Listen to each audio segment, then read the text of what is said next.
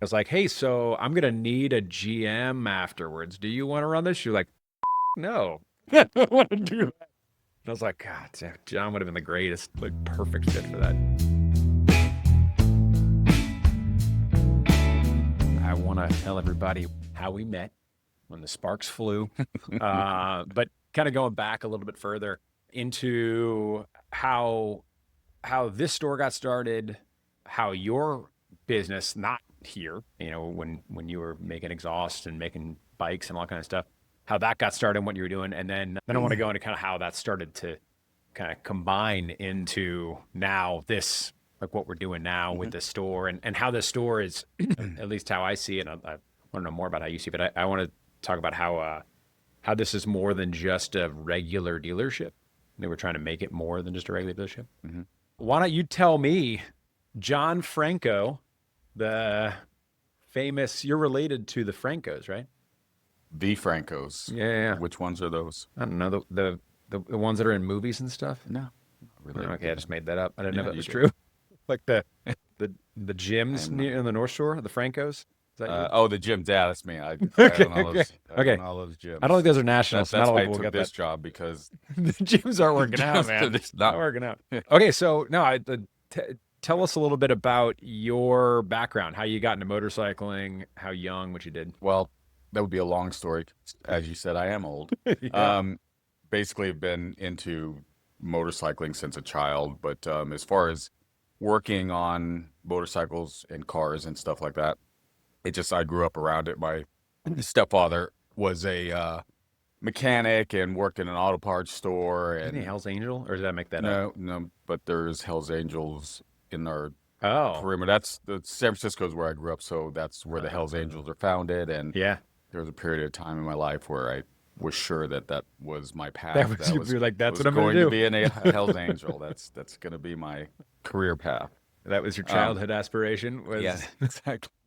Anyway, so I bought my first shop when I was 17, custom cars mostly. how do you buy a shop at 17? How did Well, that I'd happen? actually been working like at my stepfather's shop and at other shops and body shops and stuff, Uh-huh. painting cars and stuff since I was 14, 15. Uh-huh. And then when I bought the shop, there was a guy that partnered up with me, and so together we bought that shop. Yeah. And he was not a from the industry or anything like that, but he was like a car collector. Yeah, nice.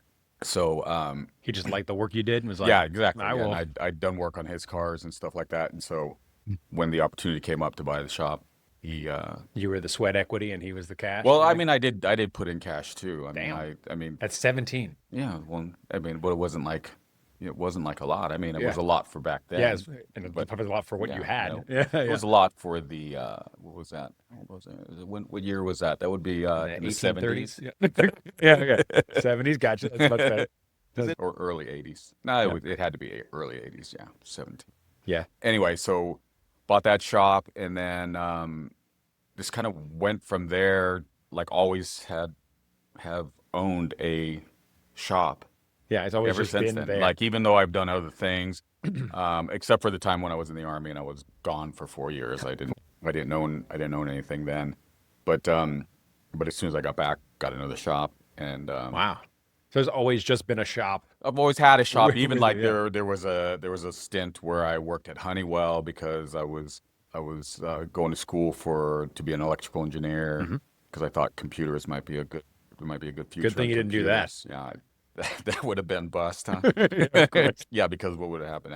I would have gotten rich and then Then- probably wouldn't be here today. yeah, man, what a because I terrible because I story. was too young and Yeah. stupid to handle money right. So, anyways, and I had done a few other things, but always kept a shop, Yeah. even when I was doing other things. And then in I guess it was like 95-ish, I got really busy doing motorcycles because I always did both. I always did cars and motorcycles because in the early days, you really couldn't make a lot of money or make very much money just doing motorcycles. Yeah. You had to do cars Some would because argue you still can't. Well, that is true. That is true. I, Yeah, I might even argue that it's a different number of zeros. it is Yeah. a different. Oh, for Yeah. sure. Yeah, Yeah. for sure. Um, but I started getting really busy then, and then just switched my shop over to only motorcycles. Wow. And it's just because I enjoy motorcycles. I mean, not that I don't enjoy cars, but yeah, I just decided to stick with motorcycles. And then it was just like odd timing, or maybe not odd timing, but perfect timing, or maybe this was the cause of why I was getting busier with motorcycles. Mhm. Is that was also around the same time that the first what was it? The Jesse James was it something Mania or anyway? Was that one of like the bike building? Yeah, so the West Coast Choppers, Jesse James, Yeah. Yeah. that first, I don't even know if it was a series or if it was just the one show, but I can't even remember what it was His called. first show of Yeah, his building first, choppers. building stuff. That was around the same time. So, maybe one had to do with the other, or just maybe it Yeah. was just pure luck that I Yep. switched. Anyway, then, that was the beginning of the chopper craze Yeah. and boom. And you were right in the center of And that it was whole right in the thing. center, but I was just customizing then, not like doing really full on builds yet, Hmm. but close. I would still take things down to the frame, but I wasn't building my own frames. I'd Yeah. buy like Paco frames or something. Yep. And then in right around 2000, 99 or 2000, someone came into my shop and asked, or was another Jesse James thing, wanted some Hellbent exhaust for his motorcycle. And so he called to order, or yeah, it must have been called because I don't think there was a lot of online stuff. And it was going to take 6 months for him to get his exhaust. And so he came into my shop and said, "Hey, do you think you could build me exhausts like this?" Yeah. And I said, "Well, I won't copy them, but I'll see what it takes to build something, Yeah. similar." And then a huge investment later, I was in the exhaust manufacturing Yeah. So business. how'd you make that jump? I mean, you make So one exhaust I like, just looked at what it would take, and it's like, well, if you're going to bend, you know, thin wall tubing, you need a mandrel bender. So hmm. I like, what's a mandrel bender cost? Yeah. Yeah. Turns out they cost a lot. So had you like this first one you made, did you get a bunch of bent parts already and make it, or you mandrel bent all the turns as well? I did, yeah, end up just You just ordering. jumped right I in. jumped right You in, were and I like, I, get I all the got equipment. a mandrel bender, roll benders, welders. I probably This guy was spent. like, I'll pay you 3 grand. And you're like, perfect. 300,000s later. Well, no, but I just started looking at it, and I was like, nobody's doing. I mean, Jesse James did that one set as far as like exotic style of Yeah. exhaust. Yep. He did that one set of exhaust, the Hellbent exhaust, and but other than that, it's like drag pipes or Yeah. Yeah. something like that, similar. And so when I started looking into it, I was like, there's like a niche market here that I think people would be, because people were like, it was going to take 6 months for that, so like people wanted that. Yeah. So I just recognized that, and anyway, so I told the guy, I said, hey, I can do it, but it's going to take me. It won't take me 6 months, but I got to get this equipment in and stuff like that, so it'll take me a couple months. Yeah. So Damn. yeah, What a ballsy move. Cancel one of them, but I'm going yeah, to go all exactly. in. So Yeah. then I got all the equipment in, and then as soon as the equipment came in, and I made his set, I just started designing, just started Yeah. We had building. all these new toys. Yeah, Like, and so I just you want started to make. building different designs, and so later that same year, in November of that year, which I think was 2000, November 2000, I like placed full page, full color ads in like four of the bigger, Nice. American V Twin, Yeah. magazines, and I'd only sold the one set of exhaust to that Really? point. Yeah, Holy shit. I just like What a vision. I just built, and I took pictures, and we ran the ads, and When you ran the ads, did you have any inventory already? Or it was like you had prototypes you'd built? no, I mean, I started, yeah, like I built a small inventory Hmm. of of a few of the styles that I thought would be good sellers.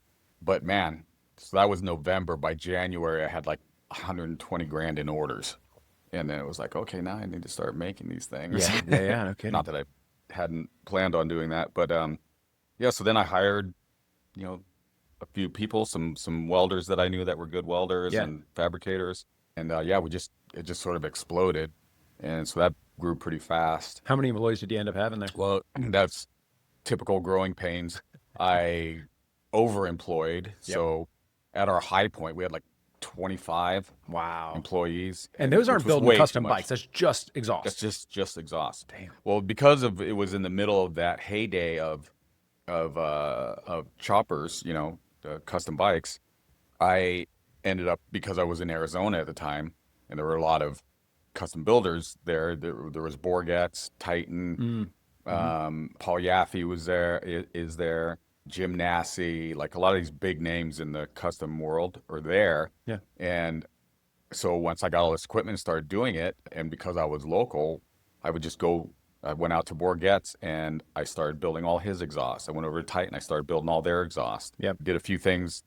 I didn't do all of his exhaust, but Jim Nassie's did stuff with him. Did stuff for Paul, and then I started reaching out to the aftermarket manufacturers just across the country, and I ended up doing Eddie Trotta, Cyril Hughes, Redneck, Carolina Customs, like all these smaller manufacturers, and Wow. I built their exhaust.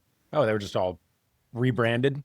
It was yours. Yeah, and I the would brand- I would do some of them like Redneck. They would just they liked like particular styles of mine, so they would Yep. just buy that style. So that wasn't rebranded. But like for Eddie Trotta, like the designs I would do for him, they were his Yeah. his exhaust, but we were the manufacturer for it. So Nice. so yeah, that that made it grow really fast, and that's also why I overemployed, because Why it's you like had all of so a many sudden, people. yeah, it's like, Yeah. "Ah, You're not just I gotta-" building Wicked Brothers exhaust. You're Yeah, building like exactly, multiple of the brands of exhaust. exactly. So Wow. and then anyway, we things happened and we adjusted and we got down to where like 12 to 14 Mhm. was like sort of that sweet spot as far as people working.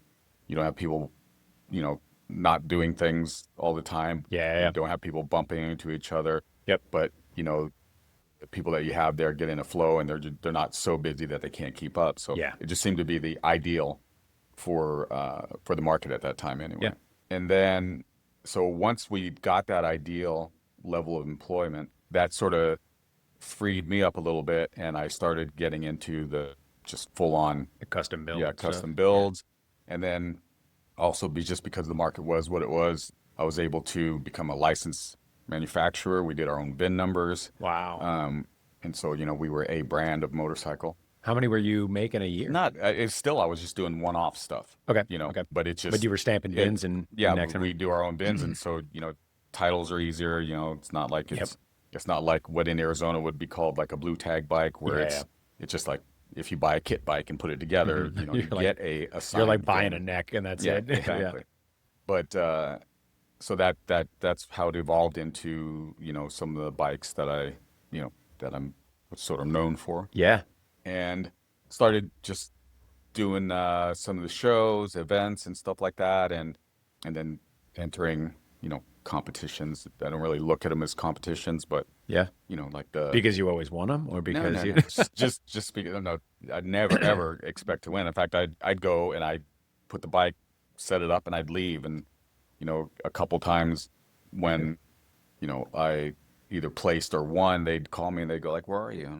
Like, oh, hell, I'm having lunch. yeah, exactly. Well, you need to come back. So, but it was nice just having that freedom to just be able to build what you Yeah. want to build. Yeah. Anyway, so that then in 2008-ish, 2009, 2010, sold the exhaust portion of the business. Okay. And that was going to be my semi-retirement. But then the recession economy was hit, and happening, the economy yeah. tanked, and I was carrying most of the note. And anyway, so that ended up not working out, and Yep. and I had to go back to work. Fun. So then I got contacted by, which is what brought me here to New Orleans. I got contacted by someone that wanted to start a motorcycle manufacturing company down here. You know that guy. I do. I do. We won't talk about it. Yeah. Well, there's a couple motorcycle manufacturers in New Orleans. Yeah, but one of them. This guy, which he never actually did open, but Yeah. but he's actually who brought me here. I didn't know that. Okay. So I came down here to consult with him on like how to Yeah. whatever set up his manufacturing operation. Was here for about 6 months, but that was also when I met you guys because Yeah. he brought me over here because I think he worked at Confederate, Yeah. didn't Yeah. he? I Yeah, believe like that's how it I don't happened. know in sales or something, but Yeah. not like working on bikes. Yep. Anyway, so he brought me over here. That's when we Confederate met. Motorcycles, which is now Curtis Motorcycles in Birmingham, Alabama. Right. And then JT Nesbitt, who's a designer there, is now Bienville Studios. So there's Exactly. still, yeah. Just want to make sure we know Bienville. that. Yeah, Bienville and Magnolia, right? And Is Magnolia. I that guess it is a separate different or is that brand. part of Bienville? I don't know. We'll have JT on. We'll ask him. Yeah, yeah. I don't know. Okay, It'll be a fun one. that'll be a long podcast. Will. Anyway, so yeah, and same thing. I met JT Yep. and you. Those were the And days, man. yeah, Those were pretty awesome. yeah, You were here. So you, JT, Patrick Tilbury had just yeah, moved in. Luke and James, who were working with Patrick. I mean, yeah, we had some serious builders down here all at the yeah, same time. yeah, yeah. The super talent Yeah. down here. Yeah. I mean, I'm not counting myself in that, but like yeah, Patrick and Luke. Luke was a magician with that metal work. Yeah, he was. He And then still is. yeah, yeah. I don't know if you've Yeah, I seen guess. him on Instagram building his own car from scratch. Oh, is that right? Oh my Well, I God. mean, you and JT did that with We the we with the did build a Magnolia, car right? from scratch as Yeah, well. Yeah. So yeah. Anyway, so I had good. Then I was done with the consulting. I went back to Phoenix and was just kind of like, all right, because I had sold the business and got it back, but wasn't really doing anything with it. It just was like, what do I want to do? yeah. And my kids were grown and gone and not even living in the state anymore. So I was like, New Orleans was cool. Yeah. So I literally packed up my things and moved to New Orleans Hell yeah. on Christmas Day. Oh, really? Hey, Yeah, what a that's nice Christmas present to Day. yourself. And then that's when, once I got back down here, so I went from I had a 10,000 square foot shop in Phoenix, Yeah. and I literally liquidated. I didn't come out here with any furniture or anything like that, and got rid of anything I didn't need to actually work. And I moved into a little 600 square foot shop in Remember that, Jefferson. That was Yeah. Jefferson, yeah. Up Jefferson Highway. And just started going around. I did whatever little flyers or whatever, and like came by here, and I was like, hey, Yeah. I'm down here now, and if you guys need anything, and Yeah, that was the start of it all. So here we go. I'll back up just quickly before that. You know this story, but I probably started working in shops at the same age as you. It was a different year, but 13 years old, 12, 13 years old is when we started up the Vespa dealership in New Orleans. I was working in the shop the whole time. Dude, craziest thing ever. So for listeners, we were just downstairs in our showroom talking to a customer who's so excited about the changes in the dealership and what we're doing and excited that John's working there. And the guy that he showed up with was one of the mechanics that used to work in the shop with us. So like I learned from like right out of the gate, a guy named Tim Wagisbeck. So I was like, what are the chances of you walking in? Like, holy shit. So he's here and he's like, oh, I didn't realize it was you that came in and turned this place around. This guy Earl's been talking about how like they turned the store around. Now it's totally different. And so anyway, when I was a kid, it was that I was working in a shop. Granted, it was my mom decided she wanted to sell Vespas, and we just like ended up with a bunch of Vespas at the house and like had to figure out what to do with it. We weren't motorcyclists or scooter riders. Honestly, we hadn't even seen a Vespa up close before 12 of them arrived to our house. So it was kind of this like, I don't know what we're doing. So I was learning on the job and from the techs we would hire and all this, and we grew it and grew it. And there was a point where, the Vespas were doing quite well. As Vespa in New Orleans, it was pretty successful. And then Katrina hit. And Hurricane Katrina destroyed our first location in Mid-City, but we had actually already bought this building.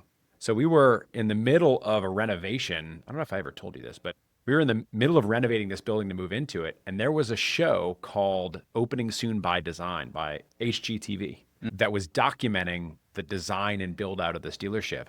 And then Katrina hit. And the film crew moved in with us in Baton Rouge and documented the entire process of us like rebuilding an entirely new dealership in Baton Rouge.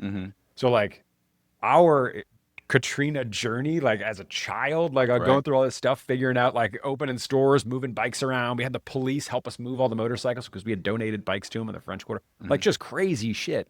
It is all documented. You can find it on YouTube. wow, There's a whole show, Opening Soon by Design, Vespa New Orleans. I didn't. There you go. You can watch that documentary. Exactly. Anyway, so that all happens. And at some point, I'm still in high school. My brother's still, well, he's in college at that time. I'm still in high school. It was my senior year of high school when Katrina happened. And of course, we couldn't come back to New Orleans for quite a while.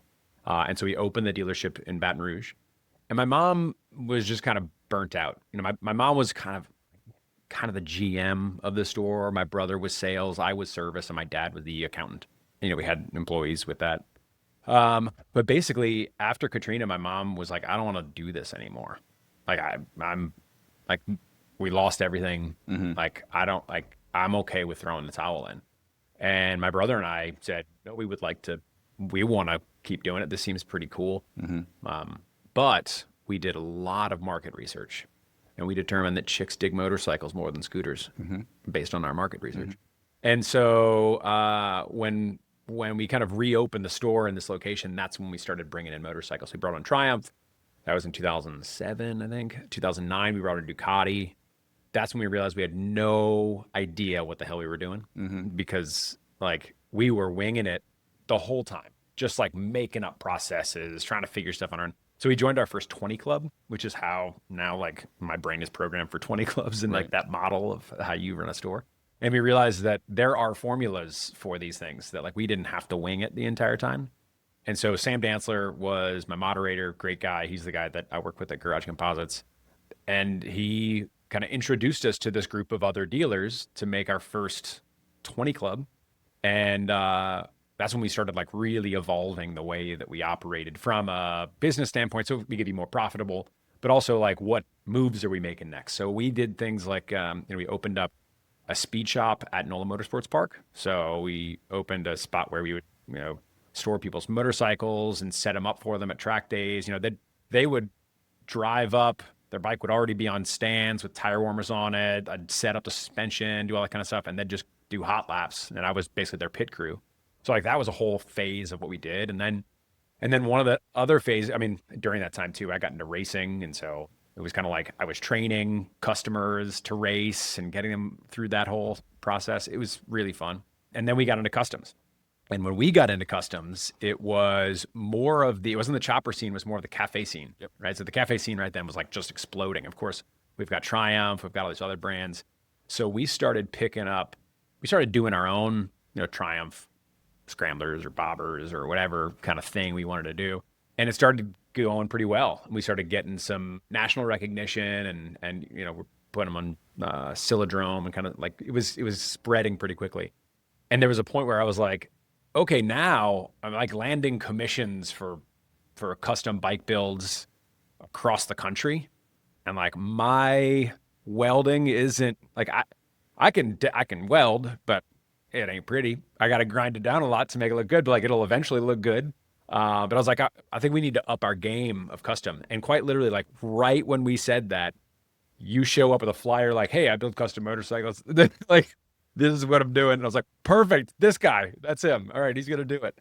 And yeah, that's when like it wasn't just when you moved into New Orleans. It was like you moved into New Orleans, then Patrick and James and Luke, and it was like everybody all at once Yeah. was like, "Poof!" We had this huge, cool, like not just motorcycle building, but like the community and the culture of it and all the Right. stuff that went in was just like Right. And it's magical. and it was and the cool thing about it is and it was also the opposite of that is one of the reasons that I did leave Phoenix, why I didn't stay and there is the industry just got to this like it wasn't about, you know, building cool stuff and, and hanging out with other your friends or whatever that are also in the industry and stuff like that. It just sort of became this like, oh, don't look at what I'm building because I don't want you to steal Oh, my ideas. yeah, it was like too And competitive at yeah, that and point. then also Oh, it became about not like the bike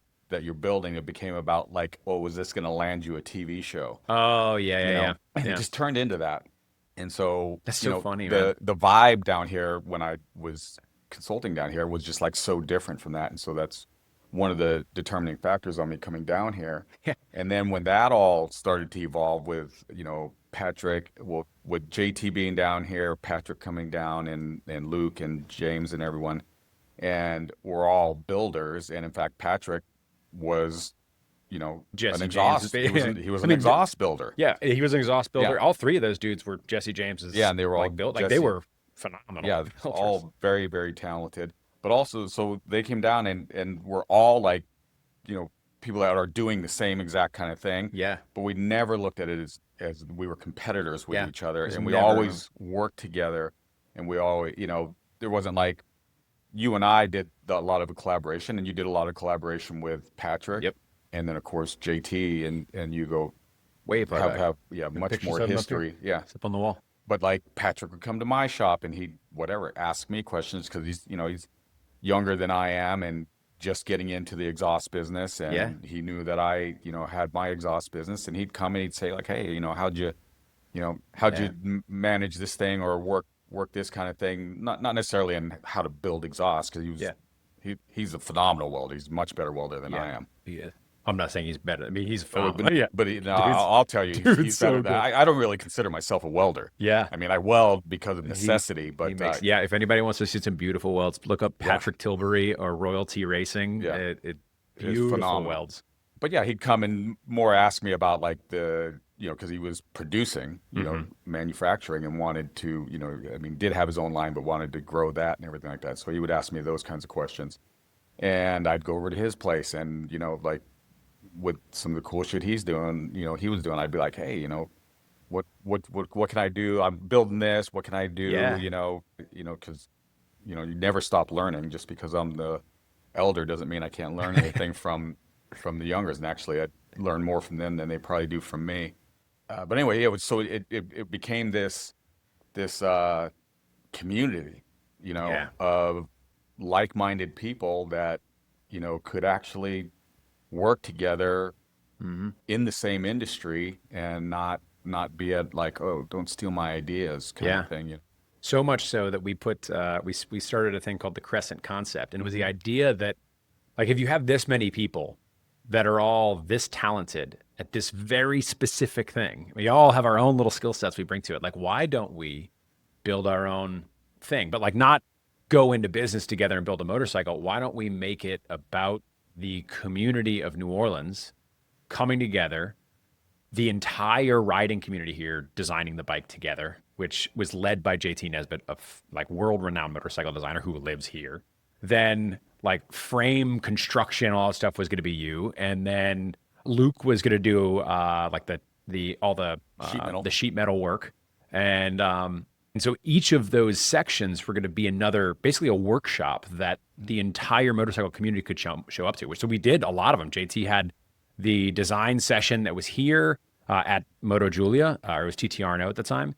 But he did that. Bunch of customers showed up, or a big part of it. You did one about like actually frame geometry. Yep, the frame geometry and setting up the frame jig and actually doing some roll bending. Yeah, that was with a manual, great with a manual roll bender. Yeah, with like some real thick tubing too. That was impressive. It was very tight curve on that backbone that JT designed. Yeah. But we did that, and then Luke did the metal, the sheet metal work. Like he actually, what's it called? A mule. What is it, a mule? Yeah.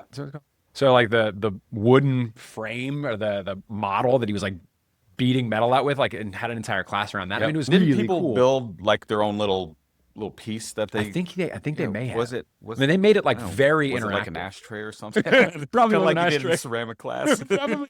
You hammered out your own ashtray. I mean, it was so cool. We did the engine stuff and like taught tuning classes, but we never finished the bike. Yeah, well, that's because that community was so strong. We wanted to keep it going. Exactly. If you don't finish it, then it's always going on. It's always still going. But I know that motor, which was out of my race bike, it's still at your shop. Still sitting in the same gig. That frame is still there. That's like, we have all the things still.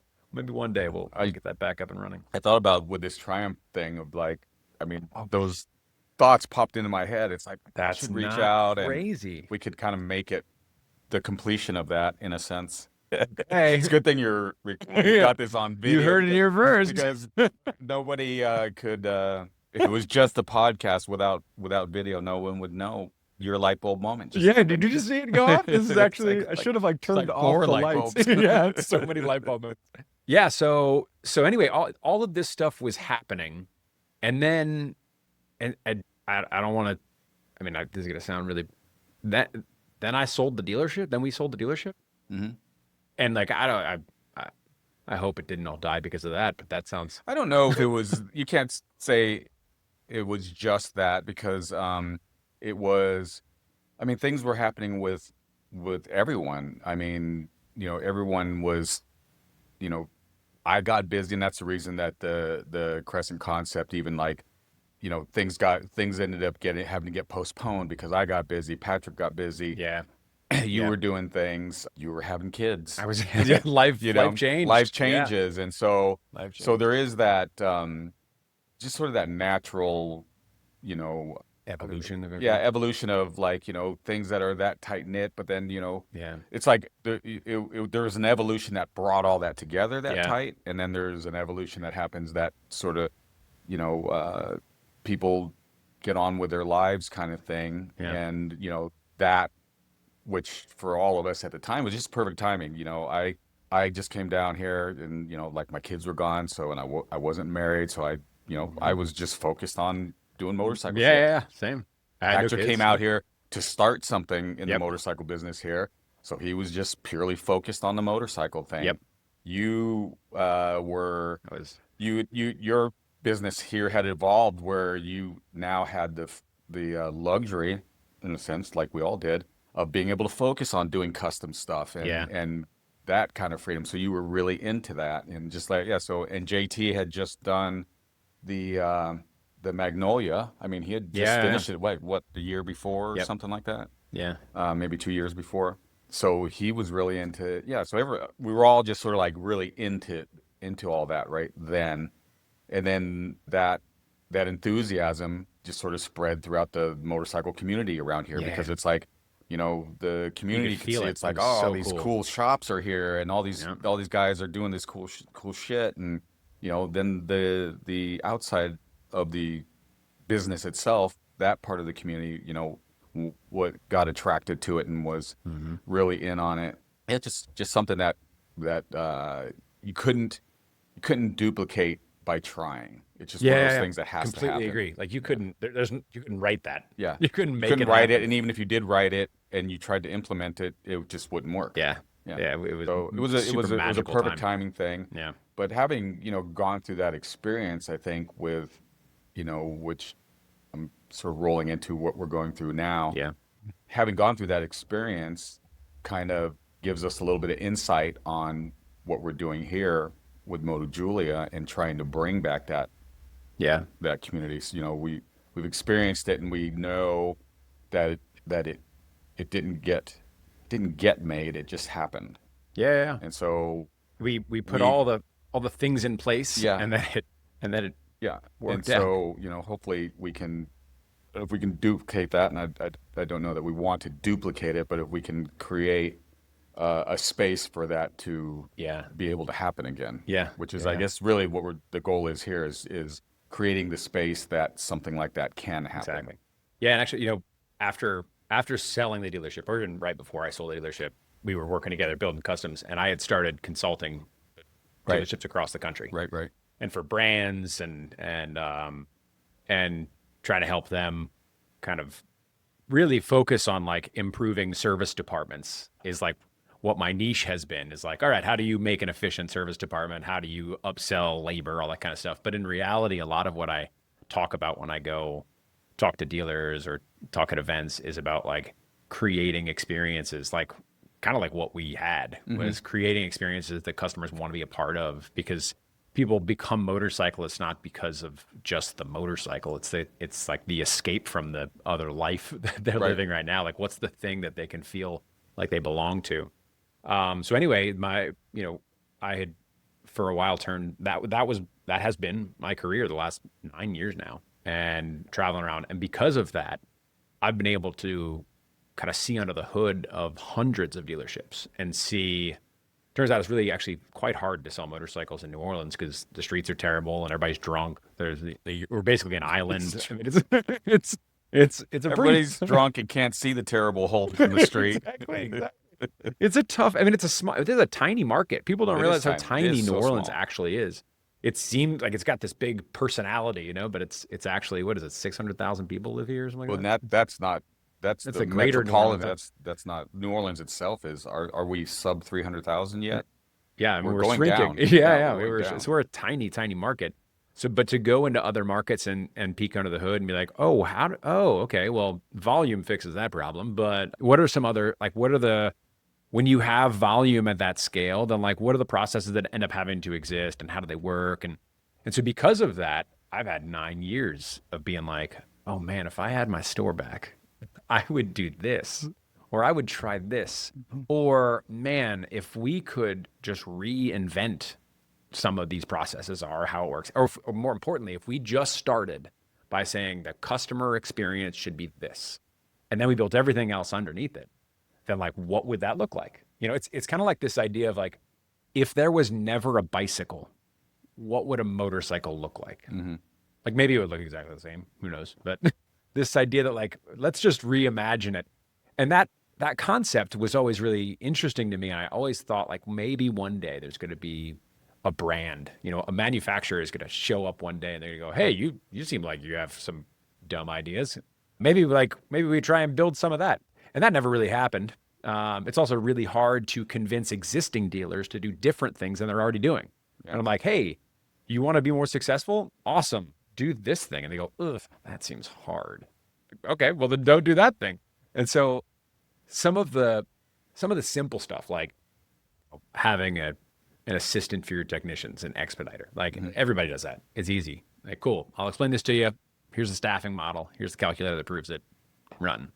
The stuff that's really complicated doesn't get adopted. And so me and Danny, who Danny can't join us today, unfortunately, but I pointed to the chair as if he was there. Hmm. So, but Danny's not here today. But me and Danny used to be the parts manager here, and then he started his own shop in Gulfport, Mississippi called French and Sons, and ran that for a decade. Independent shop.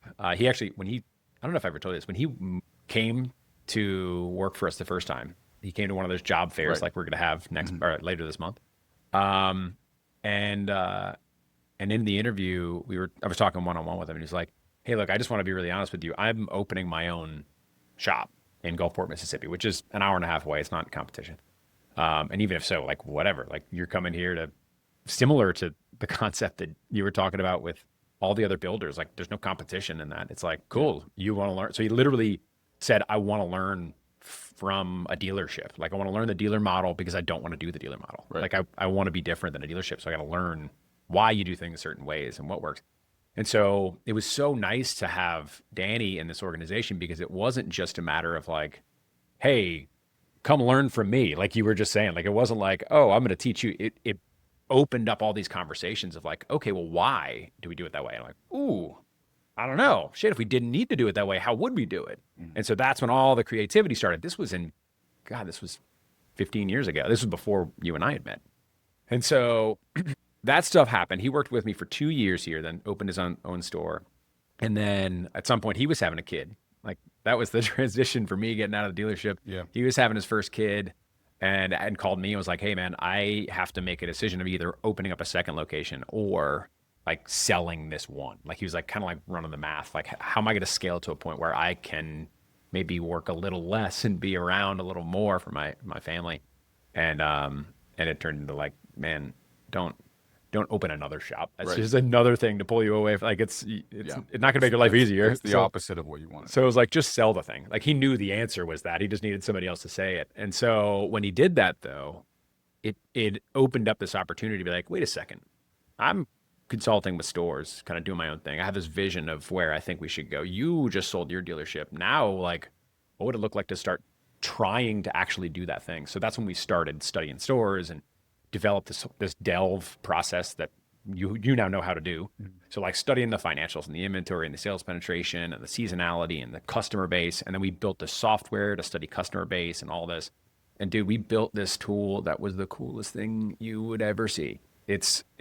I promise you, if people listen to this, they're like, oh my God, I wish that thing, I want that now. But here's the thing.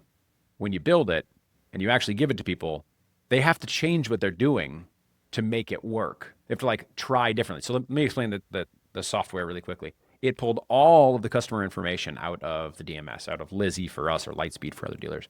And it would organize that information by the individual consumer, establish what the customer's lifetime value is, and determine where they are in their life cycle of ownership. So it would be able to tell you, hey, this customer should be contacted because it's time for service, or they should be contacted because their extended service contracts coming up. But most importantly, it could also equity mine our entire database. So it would basically go through every single customer and say, okay, they bought at this price, at this time, with this interest rate, this monthly payment, and it would make an amortization schedule to say, okay, on today's date, they owe this much to the bank. Then it would pull from NPA the auction value of that vehicle, compare those two numbers, determine what the positive equity amount was.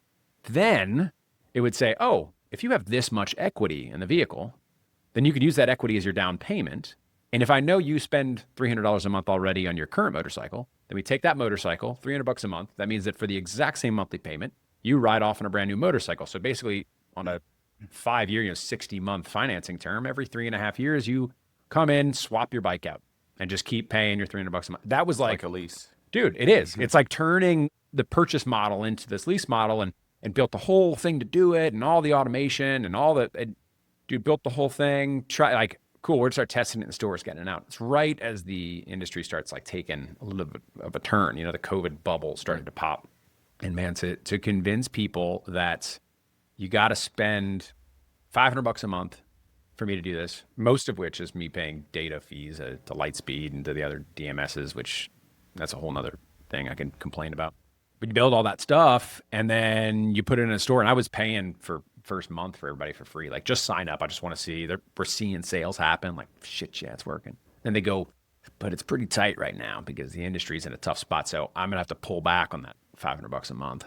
Yeah. I'm like, okay, all right. So we ended up like having the thing, building what we were really hoping for, is like to build the lifeboat that when the industry corrects after COVID, we're going to have this lifeboat that's like actually going to help the industry get past it and like keep our customers in.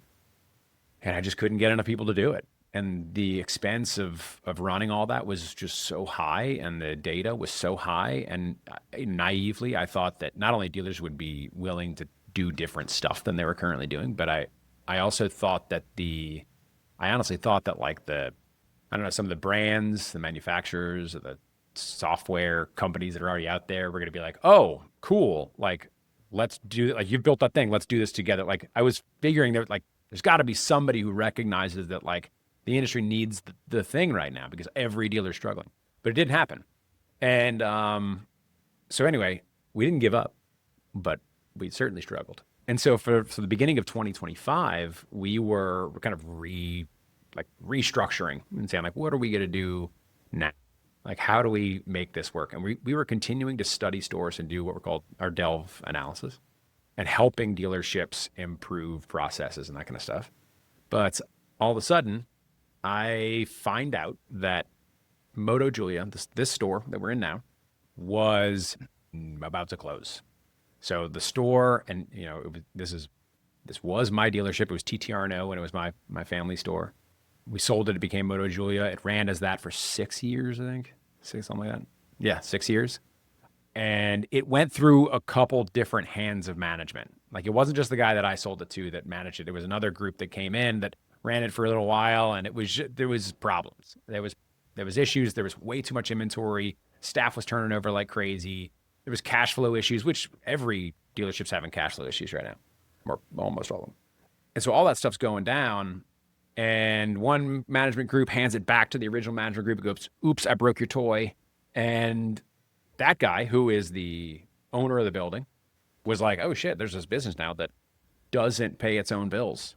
It's costing less than not paying. It is hemorrhaging money. You have to pay it. Yeah. Yeah. So he was open. the landlord and was getting paid because the other management company was paying him to keep it open. But then it's like, I'm not going to do it anymore. They hand it back. And like, not only is it not going to pay the mortgage, but it's also going to cost you, $70,000, $80,000 a month to keep the thing going. So of course, his only option was, I'm going to close it and I'm going to sell the building. Like, that's the only way to fix this problem right now.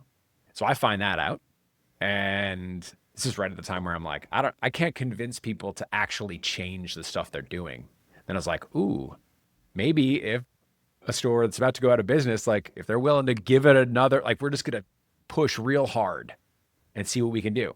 And if it doesn't work, then we close. But like I approached the owner, Greg, here and said, hey, let me come in, let me study the store like we do with the Delve analysis.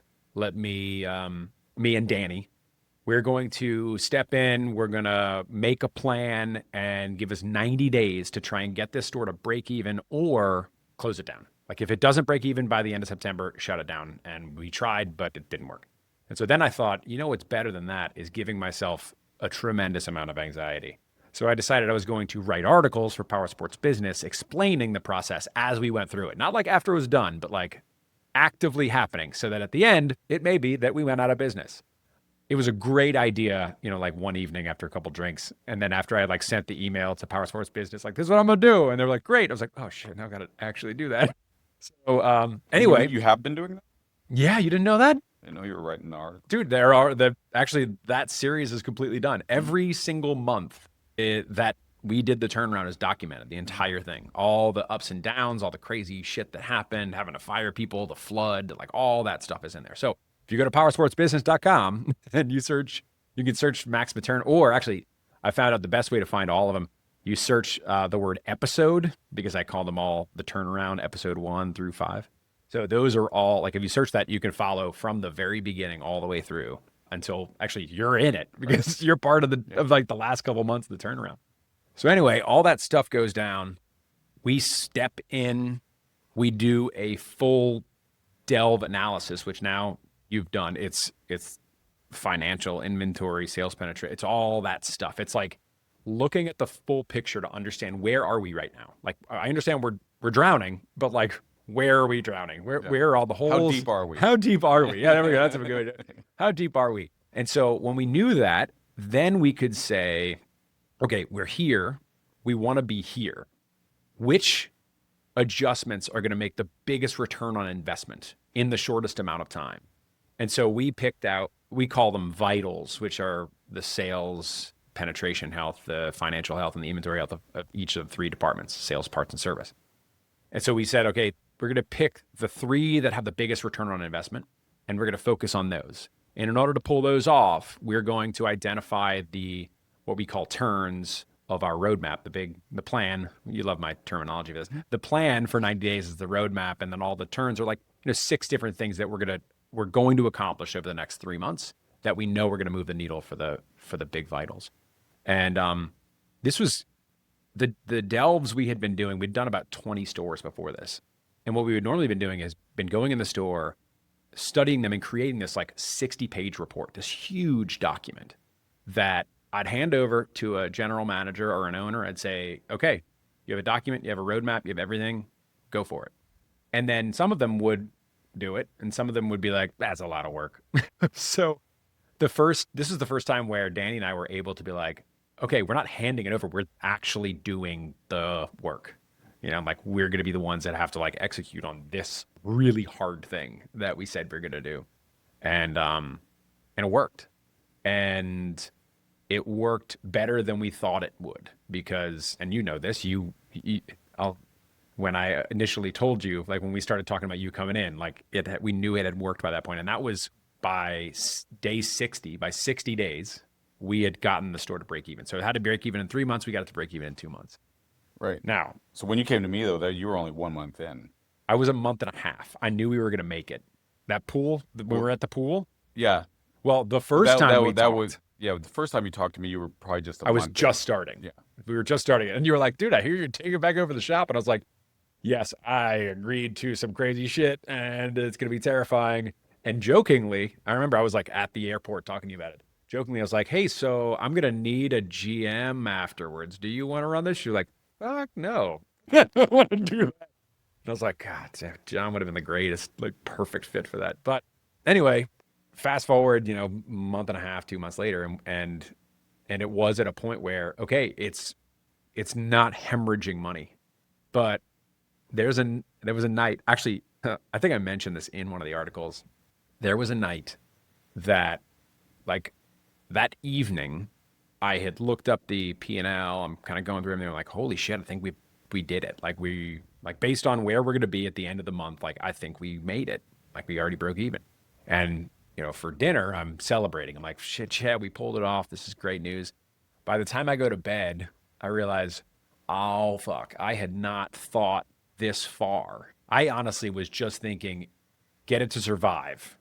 And then I didn't think about once I get it to survive, I'm I'm just going to be here forever. Like, who's the person to take the reins? Because, we've got some great team down there, but like these guys, some of them, a lot of them are new that we had to hire on during this time. But like the ones that have been here before that actually would be like the best opportunity for it.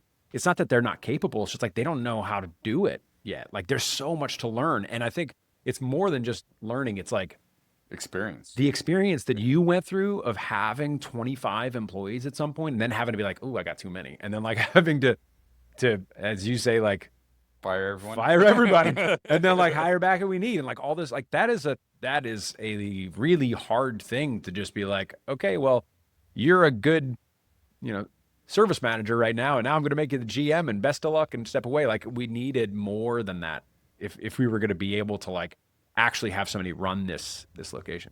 And so I was laying in bed like cannot sleep, like oh shit, who's it going to be? Who's it going to be? Who's it going to be? And then I realized, I called you. No, you hadn't called me. You hadn't called me yet. Lisa, your wife, had texted me and actually all four of us. Yeah.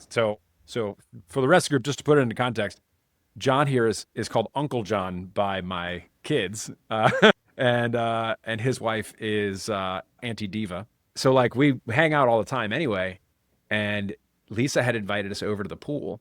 Right, but I just wouldn't. Before that, I had called you and I said, hey, I was thinking, instead of like, because Greg was either going to close it if it didn't work, yeah, or probably going to sell it. Oh yeah, it was still selling. It was still selling. And that's right. And I called you and I just said, hey, I'm not saying like, that we could do this, but between people we know, is there a way you think we put together a group of people to buy it and keep it here and keep it local? Yeah. And so, and that was, you were like, I was actually thinking the same thing. Yeah. Anyway, that conversation it was just a one-time conversation that we had. It was probably a week or so before that. Before that's Lisa where you cracked the door for me at that point. because then when I'm laying in bed, I'm like, oh my God, Lisa just invited us to swim at the pool. Like it's gonna be me and Sarah and Lisa and you and our kids and like. So I'm laying there like, that has to be a sign.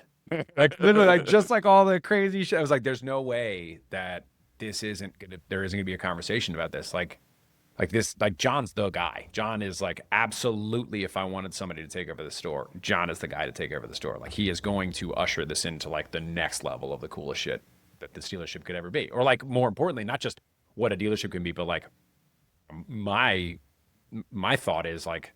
The ability to design what a dealership should be. Like we all know what the community thing was meant to be. Like how do we make it happen? So anyway, all that is to say I had this like calming sensation where I like actually could get some rest once I realized, oh, okay, no, John's gonna take it. Like I had never asked you again. The last time I did ask you said, you often do have that positive thing. Like you think of something. Lisa does this too. Really? She's like in her head, this is gonna work this particular way, and that's it. Yep, it worked out. It's going to happen. Well, now it's going to happen. Yeah, and so we show up to the pool. And we're hanging out, and you're asking me about it, or I brought it up, like, hey, here's what's going on in the shop. And I didn't bring it up to be like, hey, you want to work there yet? Actually, you did the opposite of that. Every time you brought it up, you were saying, I'm not saying you. I'm just saying that this is the way this could work. And, and I'm not saying you. I was like, we need a GM. You. And then at some point, we did end up getting to the point of like, okay, well, it couldn't be you. Like, I think you would be the right fit. Well, yeah, and actually, it got to the point where I said, I already decided I will do it. Oh, because you kept saying, not you. Like, I've already decided I'll do it. I'm doing the thing. Yeah, and then from that moment forward, I was like, you don't want to do this job. Yeah, the moment I said yes, he's like, are you sure? I don't know if you want to do this. It's a tough job, man. It's a super tough job. Anyway, so yeah, then you stepped in and you started. I mean, we I think you started like a week later, 2 weeks later. It was maybe a week. I was thinking it was even maybe only like 5 or 6 days later I So started. here was the thing though. 'Cause that was a weekend, and I started that. I came in that. Oh yeah, so I didn't actually start, but I came in the For following an interview. Thursday or Friday, whichever it was, and then started that following Tuesday after. Yeah. So one of the things I didn't want to put anyone in this role the staff wasn't willing to follow, right? Like I wasn't gonna put somebody in here that they were all like, "Oh, who's this idiot? He's not gonna know what's happening." So I had put an ad out for GMs, and I told you I was gonna do Yeah. this too. It's like I put an ad out for GMs. We brought in I don't know 6 or 7 different people for interviews, and every single one of those I brought around the store and introduced them to everybody.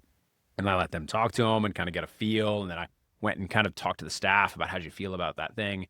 We even had I don't know if I told you this, we had a meeting. I may have.